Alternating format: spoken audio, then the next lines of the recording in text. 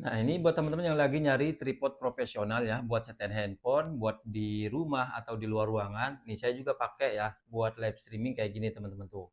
Jadi dia ini kokoh ya. Nah, ini dari Mixio 3366. Ini yang saya pegang 3366 ya. Tingginya sampai dengan 130 cm. Ketika dipendekkan ini cuma 40 cm-an. Nah, ini di bagian atas sudah ada phone holdernya ya. Buat handphonenya nanti bisa mode portrait atau mode landscape. Bisa juga buat kamera, nanti tinggal dilepas aja ya, tinggal dilepas aja. Ini phone holdernya bisa buat kamera GoPro mirrorless. Sudah ada handle-nya juga ya. Dan bagian atasnya bisa ditinggikan tuh ada engkolan ya, sampai dengan kurang lebih 30 cm. Kalau mau ditinggikan, nih kakinya tinggal dibuka. Ini ada dua pengunci ya, tinggal dibuka aja. Mau dibuka keduanya kayak gini, ya salah satunya atau keduanya juga bisa banget. Tinggi maksimal 130 ya. Nanti dalam paket pembelian sudah dapat tas sama remote Bluetooth-nya.